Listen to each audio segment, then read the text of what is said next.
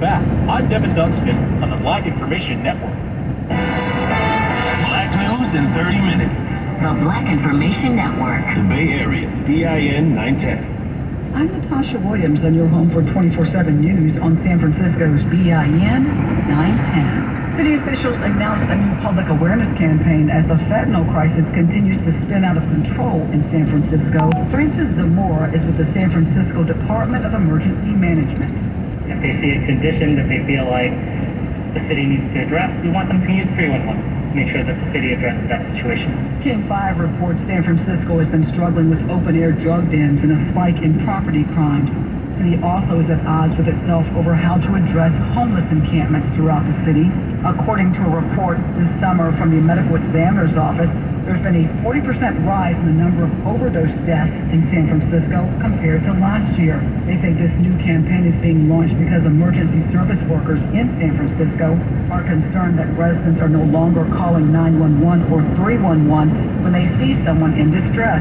Others simply say they may see something but don't want to get police involved. Captain Jonathan Baxter is a spokesperson for the San Francisco Fire Department. What is important to understand is that collectively, we are an extremely compassionate and professional city, no matter what uniform you wear. The public awareness campaign will launch next week. And a drop-in facility for social services, including a place to use drugs in San Francisco's Tenderloin district, prevented over 330 overdoses. A study published by the International Journal of Drug Policy reports 94 were reversed without the use of Narcan, an overdose reversal drug. Instead, the staff used oxygen. Researchers found oxygen therapy can sometimes reverse an overdose, limiting the use of Narcan, which is costly. It also reduced the need for CPR, which can be chaotic and requires close physical contact. Narcan use went down about 98% to 66% during that time. Researchers also say no one died on the site of the controversial Tenderloin Center aimed at overdose prevention. It was open for about 10.5 months in 2022. In other news, the search is on for an Oakland man who's now charged with murder in a domestic violence case. Prosecutors on Wednesday officially charged Brandon Bell the killing of Shamika Mayberry, who is black, back in February. Prosecutors had said that Mayberry had a restraining order against Bell before the deadly shooting. Jail records say Bell is not behind bars anywhere in the region, and authorities are now hunting for him. And some residents near Tracy are recovering after an earthquake hit the region. The U.S. Geological Survey says the 3.6 magnitude quake struck Wednesday night just a few miles outside of Patterson. There are no immediate reports of injuries or major damage. And that's a look at what's going on in the Bay Area. For more on these stories and international, national, state, and local news affecting the Black community, listen to the Black Information Network on the iHeartRadio app or log on to BINnews.com. On social media, follow the BIN on Instagram, Facebook, and TikTok at Black Information Network, and on X, formerly Twitter, at BlackInfoNet. I'm Natasha Williams on your home for 24/7 News, San Francisco, BIN 910.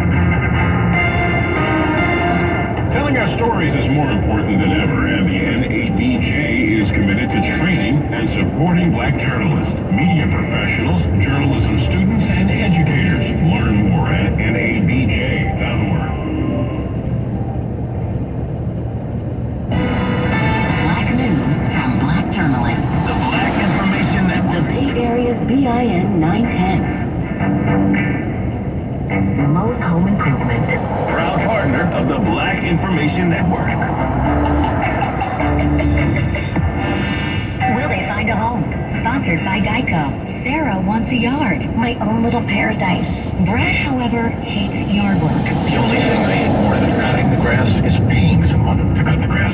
Compromise is tough, but these two won't have to compromise when they bundle home and car insurance with Geico. It's easy, and they can save even more. In the end, Sarah and Brad found a great home with a yard. A very, very small yard. Time to get it done. And I'm done. Bundling without compromise at Geico.com. Fair Fight promotes fair elections around the country by encouraging voter participation, providing election education, and voter suppression outreach. To learn more, log on to fairfight.com. That is fairfight.com. Because news can happen anywhere. The Black Information Network hotline is available to you 24/7. 7 days a week at 855-500-9BIN. Keeping you up to speed, Angie Dixon pointed blame at DeSantis for fostering a divisive environment. With what's going down in our community. We're going to focus on bullying. We're going to focus on mental health awareness. We want to give out scholarships. The Black Information Network, 24/7 News, proudly commented, quote, "We don't need any more brown faces that don't want to be a brown voice." For and by us.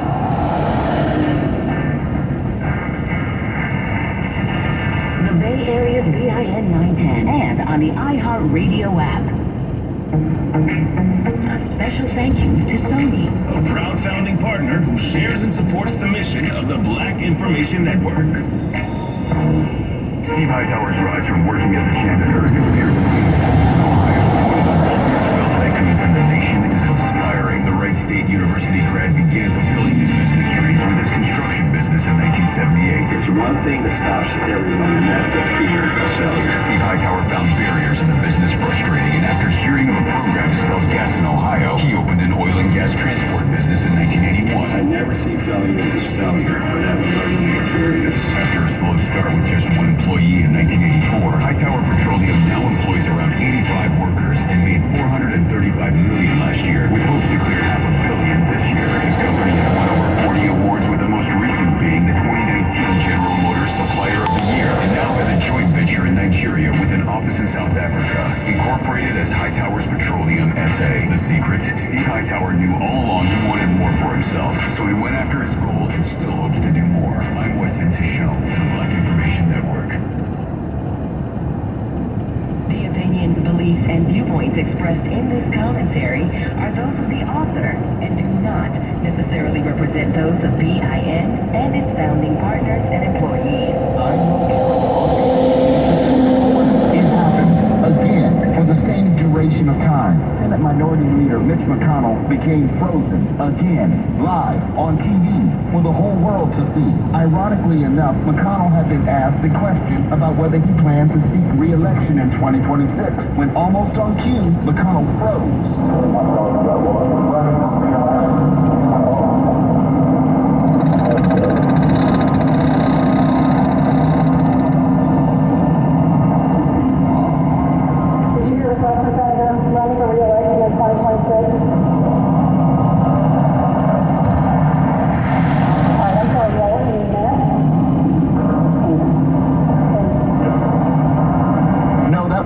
Inability to hear a question, he didn't answer the last question. There's nothing humorous about the moment. I only felt anger. I think about McConnell's children who are my age, probably beside themselves, watching their father have repeated cognitive incidents for the whole world to see. And that's only what's been happening in the public meeting. This is not some rant about doing what's good for the state of Kentucky or opining about meeting some imaginary upper age limit for elected officials. This is about watching a father being robbed of his dignity in real time. Little different than watching California Senator Dianne Feinstein get robbed of hers, because political power for parties is unfortunately more important than risking watching McConnell and Feinstein, for that matter, collapse and die in a Senate hearing or in the middle of a presser. They deserve better, but we are incapable, or worse, maybe unwilling to give it to them. I'm Mo Kelly at Mr. Mo Kelly on social media, and that's your 2-minute warning on the Black Information Network.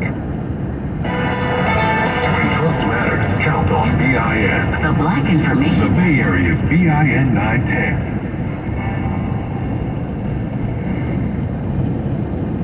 Here's what's trending on the Black Information Network. The U.S. Capitol attending physician says Senate Minority Leader Mitch McConnell is medically clear to continue his schedule after freezing up while taking questions from reporters. More on the Black Information Network. Kobe Bryant's daughter Natalia is scheduled to throw the ceremonial first pitch at Friday night's Dodgers-Braves game. The 20-year-old will represent her late father's one Lakers night at Dodger Stadium. Fans who attend will receive either a Dodgers-Lakers themed hat or jersey. Kobe Bryant was a long-time Dodgers fan. Meanwhile, in baseball news, former Red Sox star David Ortiz says he's the victim of extortion. Big Papi says someone hacked into one of his old cell phones and was able to access his bank accounts and details about his personal life. Ortiz has posted on social media that law enforcement in the U.S. and the Dominican Republic are investigating the matter for alleged fraud and extortion. It's not believed that any arrests have been made in the case. And in football news, the defending Super Bowl champions are holding out hope that their star defensive tackle returns for the season opener next week. Kansas City Chiefs General Manager Brett Veach said that the team is certainly hopeful that Chris Jones will be in the lineup and ready to go next Thursday night against the Detroit Lions. Jones says that he will continue his contract holdout into the regular season. The 29-year-old is entering the final year of a 4-year, $80 million deal that he signed in 2020. Veach said that KC is going to keep working on getting to a contract resolution with Jones.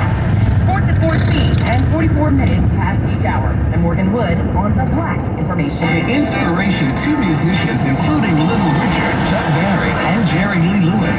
Mr. Rosetta Tharpe was born on March 20th, 1915 in Cotton Plant, Arkansas. A pioneer in her guitar technique, her mixture of spiritual lyrics and rhythmic accompaniment was a precursor of rock and roll. Tharpe was the first popular recording artist to use heavy distortion on her guitar. Her influence on the British blues in the 1960s would be profound, being cited by Eric Clapton, Jeff Beck, and Keith Richards, pushing spiritual music into the mainstream. Tharpe helped pioneer the rise of pop gospel with the 1938 recording Rock Me. In 1945, she released Strange Things Happen Every Day.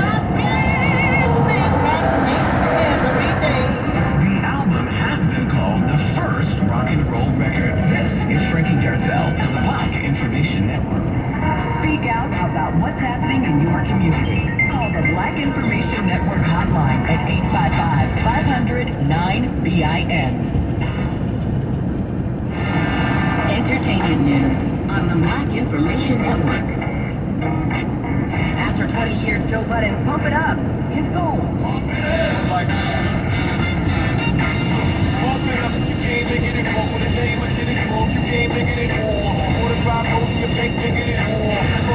The Recording Industry Association of America certified the single as gold on Wednesday, August 30th, meaning it sold more than 500,000 copies. Elsewhere in entertainment news, Denzel Washington's Equalizer 3 is looking to open with a bang in its first weekend in theaters. The third film of the trilogy is expected to make between $33 and $40 million over the Labor Day weekend.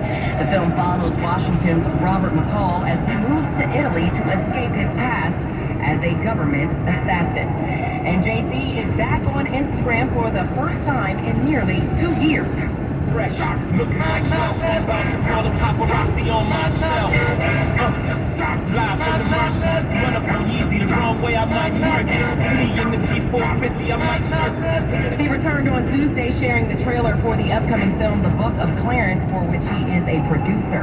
Towards the end of the trailer, Jay-Z confirms that he will have new music featured in the film. The Book of Clarence and its accompanying soundtrack will arrive in January 2024. With the latest entertainment at 17 and 47 minutes past each hour, Morgan Wood on the Black Information Network. This is a BIN Tech Report. Social entrepreneur Marcus Pulla is fighting recidivism with technology. Marcus was arrested at the age of 16 for carjacking in a shopping mall parking lot. He went from high school student to serving at an adult maximum security prison overnight. Marcus thought he was going to die in prison, but credits letters and photos from his mother for getting him through his 8-year sentence. After serving time, Marcus found out how hard it was to get a job with a record, so he used his entrepreneurial spirit to launch Bookshop. Bookshop gives people the ability to stay in touch with loved ones who are incarcerated by letting them upload photos and messages to the app, which then turns those messages into postcards and are delivered to their loved ones in prison. His goal is to help every person in a cell feel connected to their family and other community resources. To further his impact on recidivism, Marcus has launched the Bookshop School of Business, which provides courses on tech-related subjects, business ownership, as well as offering mentorship. This is T.R. Wilkins on the Black Information Network. Black business news every 30 minutes on the Black Information, the Bay Area's BIN 910. I'm I'm John Marshall. And I'm Bree Wood on your home for 24/7 News, the Black Information Network. An Omaha, Nebraska daycare where a child died after being left in a hot van is now temporarily closed. Cena Johnson, the mother of one-year-old victim Ramaya Worthington, spoke at a protest outside the daycare. It had to been around, 8 in the morning? 8 in the morning till we didn't get called till 3. My daughter, like I said, she could have been there 8, 7 hours. No windows down, no nothing. Screaming, crying. Nobody heard anything. Everybody's in the building while she's already outside in the parking lot. The Nebraska Department of Health and Human Services has issued an emergency order shutting down the facility after Monday's tragedy. The driver of the daycare van, 62-year-old Ryan Williams, faces charges of child abuse by neglect resulting in death. The FDA issued warning letters to 3 infant formula manufacturers, ByHeart, Beef Johnson Nutrition, and Peridot, Wisconsin, for violating safety regulations. The violations relate to health concerns about the bacterium Chronobacter sakazaki found in dry food. The FDA clarified that current products on the market are safe. The letters require the companies to implement thorough cleaning, investigations into contamination, and sanitation policy reviews. The FDA's increased oversight aims to prevent a repeat of last year's infant formula shortage caused by health worries, supply chain issues, and inadequate FDA response. New data from Massachusetts highlights higher hospital service utilization among Black and Hispanic residents, indicating potential disparities in accessing primary care and hospital quality. According to the Boston Globe, the report by the Center for Health Information and Analysis unveils systemic inequities and racism affecting healthcare access for communities of color. Non-Hispanic Black patients have elevated inpatient and emergency visits, longer hospital stays, and higher readmission rates. Hispanics exhibit disparities in emergency visits. Experts stress the need for policy interventions to address these issues. The report, based on data through June 2021, initiates a conversation about racial and ethnic disparities in hospital utilization. And living in racially segregated neighborhoods increases the risk of elevated blood levels in Black children, a concern that has persisted over 2 decades, according to research from the Children's Environmental Health Initiative, led by Marie Lynn Miranda at the University of Illinois, Chicago. Analyzing data from the early 1990s Police reported and ahead. 2016 for over 320,000 children under 7 in North Carolina, the study found that racial segregation led to higher lead exposure, impacting health despite socioeconomic adjustments. The findings highlight the need for lead testing, abatement efforts, and tailored health care for children in segregated communities. And former boxer Mike Tyson's cannabis brand Tyson 2.0 is entering the medical marijuana market in Mississippi through a partnership with Southern Sky Brands. Tyson 2.0 aims to provide high-quality cannabis products, starting with strains like Knockout OG and Pound for Pound Cake. The chef sat down with the LA Times talking about how cannabis has helped his life. I used to only use it as a shit I only use. And that shit's what it was. Everything for my life. The collaboration reflects their shared commitment to offer premium cannabis experiences and expanding accessibility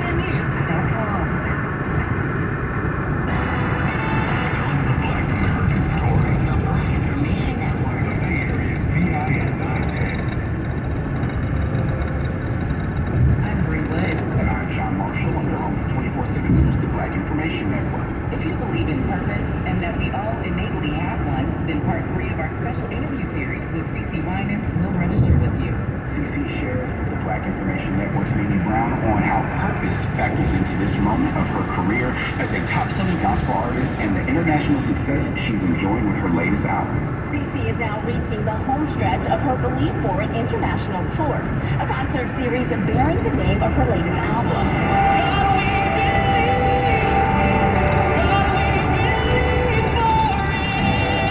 She says the awards, which she has won many, the recognition and all the accolades are truly humbling.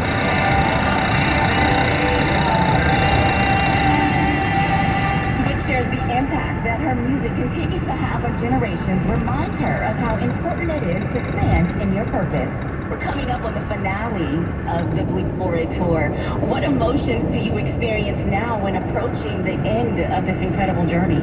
They came ready, and so I go to minister to people, but they've been ministering to me. It has been such a joy. So coming up on these last 6 cities, I'm excited about what we're going to experience, because every city, I'm telling you, every city just took it to another level. People came and they sang out their hearts and their spirits, and it's amazing.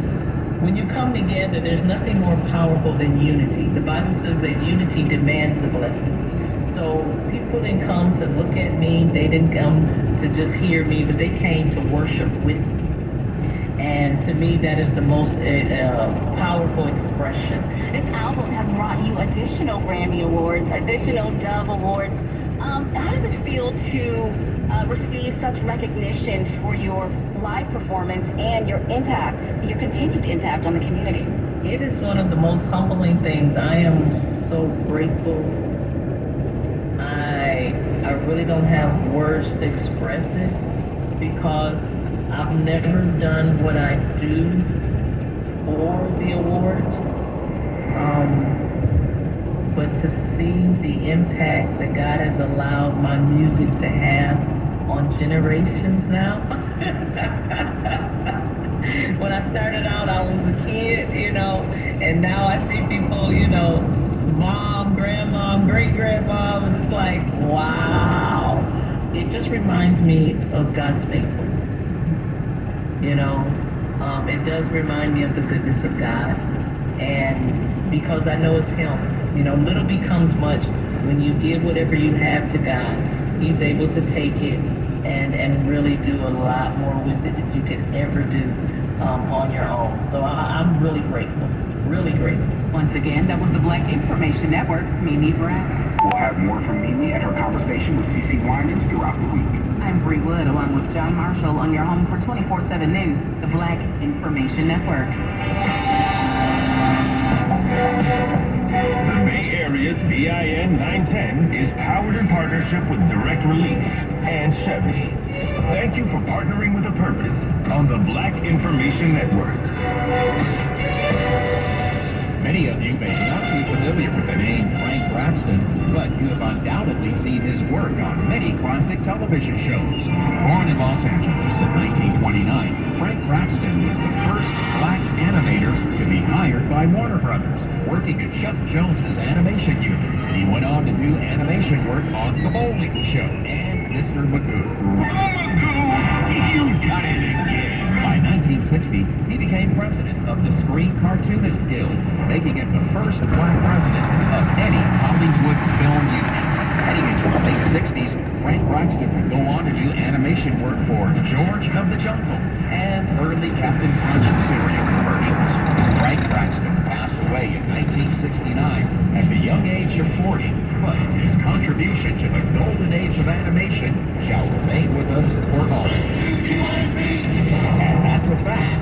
I'm Rick Batiste for the Black Information Network. I'm Esther Dillard, and here's the latest from the Black Information Network. Attorneys for former President Donald Trump say an October 23rd trial date is too soon to prepare for his Georgia election case. Trump is requesting to have his trial separated from his co-defendants. The former president waived arraignment and pleaded not guilty to 13